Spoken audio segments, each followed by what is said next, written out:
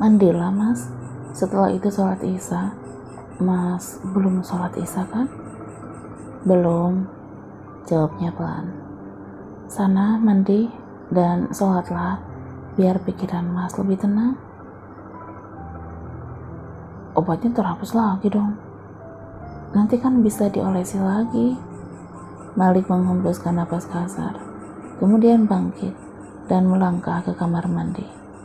Guyuran air hangat dari shower cukup membuatnya merasa rileks dan tenang, meskipun luka di wajahnya terasa sedikit perih.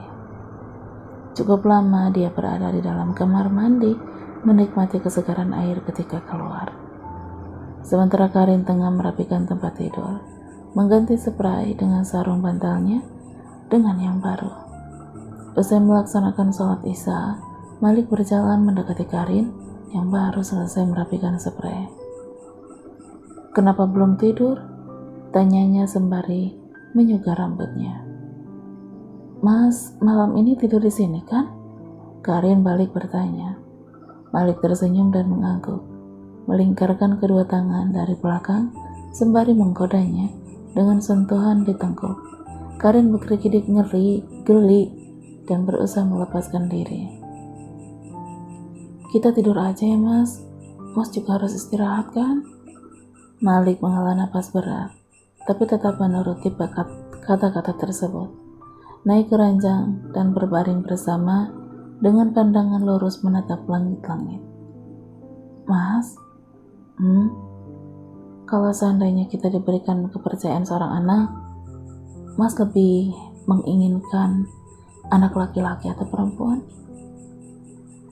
Apapun jenis kelaminnya, bagiku tidak masalah. Yang penting dia sehat dan tidak kurang sesuatu apapun. Kalau kamu? Sama mas, apapun jenis kelaminnya, aku akan sangat bahagia. Malik spontan menoleh saat menyadari ada getar di suaranya. Karin menyeka sudut matanya dengan telunjuk saat melihat Malik berbalik menghadapnya. Kamu nangis? Malik meraih bahunya, membawa Karin agar tidur menghadapnya. Tidak mas, dia tersenyum. Jangan bohong. Tugasnya pelan sembari mengusap pipinya lembut dengan ibu jari. Aku hanya merasa bahagia mas. Bahagia? Karin mengangguk. Bahagia karena bisa kembali menghabiskan waktu bersama mas, berbincang-bincang ringan sebelum kita tidur, seperti dulu. Malik semakin mengikis jarak di antara mereka, mendaratkan kecupan hangat di kening dan juga kedua matanya. Maaf, karena sekarang jiwa dan ragaku telah terbagi, Karin. Ucapnya dengan hati berdenyut nyeri. Karin mengangguk dengan setetes bulir bening lolos dari matanya. Tidak apa-apa, mas. Malik tersenyum, menangkup lembut satu pipinya dengan ibu jari yang bergerak, perlahan mengusap air mata itu. Berjanjilah kamu tidak akan pernah pergi meninggalkanku, Karin. Kita hadapi bersama-sama apapun rintangan dan juga masalah yang ada di depan nanti. Aku membutuhkanmu sebagai sumber semangatku. Kelembutanmu bagaikan air di tengah gurun pasir. Bintanya dengan mata berkaca-kaca. Karin terdiam. Karin? Malik menatap penuh harap. Insya Allah, mas. Jawabannya membuat rasa sesak di dada sedikit terkikis. Jangan pernah meminta cerai ataupun berpikir akan mengajukan khulu lagi ya. Karin mengangguk. Aku baru akan pergi kalau mas sendiri yang memintaku pergi. Mana mungkin aku melakukan itu? Sahutnya kemudian langsung meraih tubuhnya ke dalam pelukan. Kenapa Karin bisa berpikir aku akan memintanya pergi? Sampai mati akan aku pertahankan dia di sisiku, apapun yang terjadi. Batinnya. Entah berapa lama mereka menghabiskan waktu untuk mengobrol. Sesekali tertawa kecil saat mengingat kekonyolan mereka berdua di awal pernikahan. Rindu ini begitu menggebu-gebu, meminta dituntaskan. Andai saja kondisi Karin sedang tidak sakit, pasti mereka sudah saling melebur madu. Rindu? bersatu dalam lautan cinta demi mencapai titik puncak kebahagiaan. Apa kamu benci Ayu? Tanya Malik sembari mengusap kepalanya dengan lembut. Karin menggeleng pelan dengan mata tajamnya, mata terpejam. Kenapa? Apa kamu tidak menyalahkannya karena sudah menjadi duri dalam rumah tangga kita? Menjadi orang ketiga yang membuat hati dan cintaku terbagi. Lagi Karin menggeleng. Tidak sepenuhnya Ayu bersalah, Mas. Hati ini mungkin sakit dan kecewa, tapi aku tidak mau menyimpan dendam. Ayu tidak akan pernah masuk dan menjadi orang ketiga jika si pemilik hati tidak mengizinkannya, tidak memberikan akses untuk dia masuk ke dalam rumah tangga kita. Malik menelan ludah susah payah. Perkataan Karin selalu berhasil menampar secara tidak langsung. Malik tertegun memandangi Karin yang memejamkan mata dengan tenang. Tidak sadarkah dia bahwa perkataannya selalu berhasil meluluhlantahkan hatinya, membuat Malik merasa begitu bodoh sekaligus jahat. Karin, sautnya pelan tanpa membuka matanya. Bukalah matamu, pintanya sembari mengusap pipinya dengan punggung telunjuk. Kenapa, Mas? Dia menatap Malik dengan sayang. Perasaan takut itu belum bisa terhapus. Entah kenapa setiap kali melihatnya memejamkan mata, ada ketakutan tersendiri yang membuat Malik gelisah, takut mata itu tertutup selamanya. Mas, panggilnya lagi karena Malik hanya diam. Malik tersenyum meski ada yang terasa mengganjal di hati. Tidak apa-apa, tidurlah, ujarnya sembari melingkarkan tangan di pinggang rampingnya. Karin tersenyum, lalu kembali memejamkan mata. Malik pun sama. Daripada terus dilanda perasaan gelisah, akan lebih baik bila ikut tertidur. Namun sayang, belum lama mata mereka terpejam. Suara gedoran dan teriakan mama di pintu memaksa mereka kembali membuka mata. Malik dan Karin pun saling melempar pandang bingung. Mama, Mas, sudahlah abaikan saja. Pasti bukan hal yang penting. Kita pura-pura tidak mendengar aja. Jangan, Mas, tidak boleh seperti itu. Coba Mas buka dulu. Siapa tahu ada masalah penting. Itu mama sampai teriak-teriak begitu loh. Dengan berat hati, akhirnya Malik kembali menyibak selimut dan bangun. Aku tidak akan lama, ucapnya sembari memandang Karin. Karin mengangguk dan tersenyum. Malik melangkah dengan malas dan perasaan yang sedikit kesal. Mama sudah mengganggu momen kebersamaannya dengan Karin. Hubungan mereka berdua baru saja sedikit membaik. Tidak bisakah beliau sedikit memahaminya?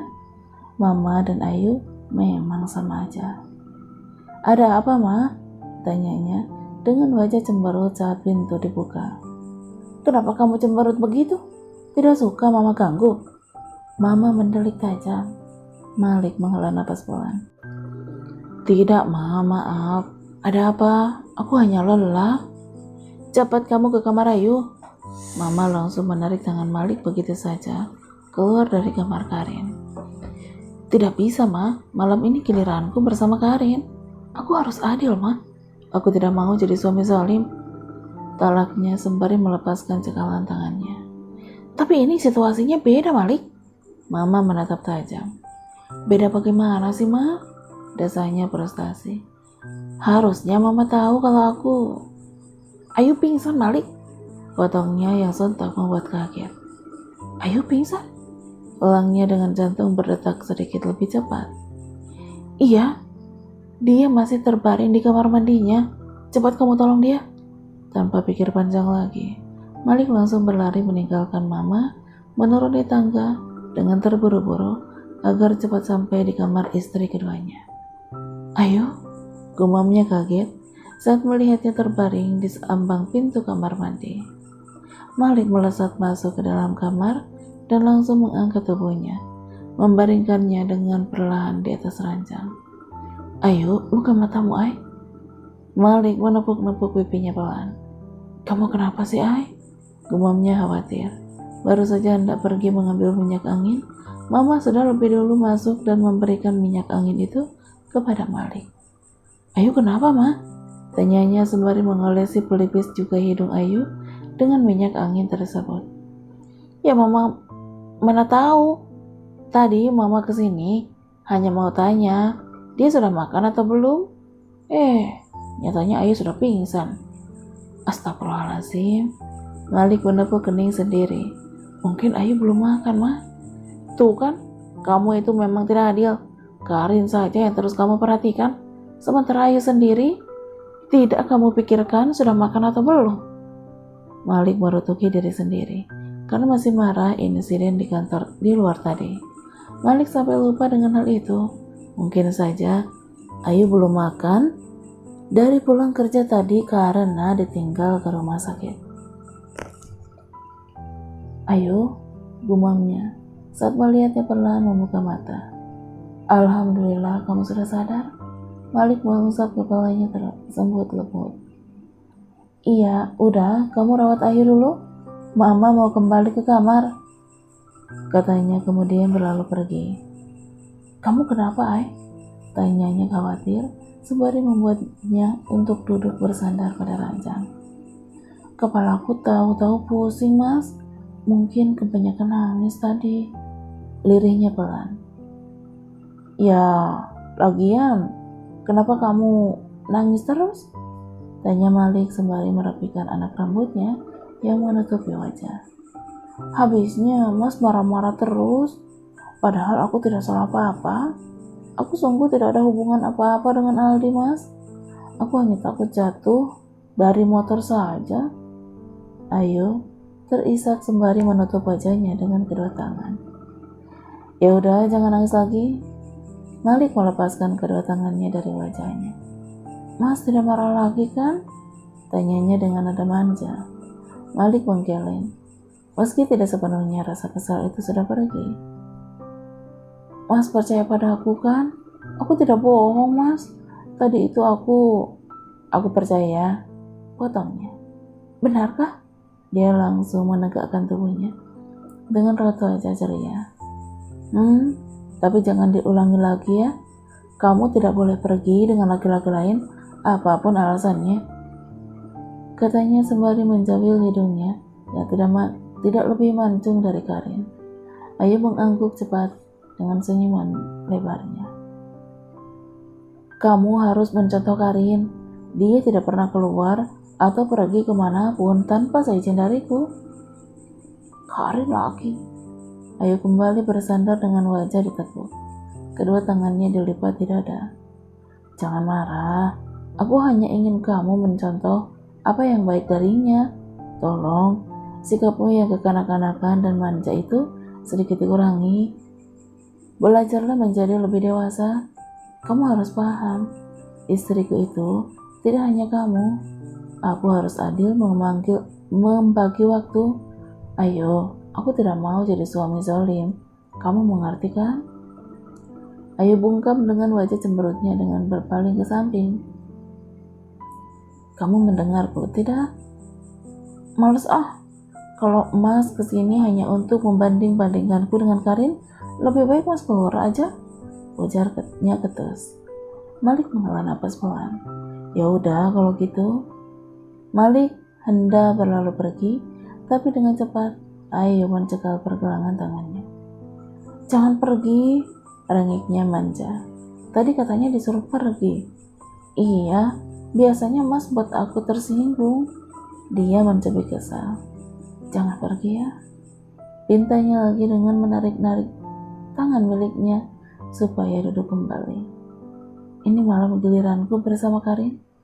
Ayo, tolong jangan bertingkah egois seperti ini. Pintanya dengan lembut, berharap dia mengerti dan bisa bersikap lebih dewasa lagi. Aku kan sedang sakit, Mas. Kalau pingsan lagi gimana?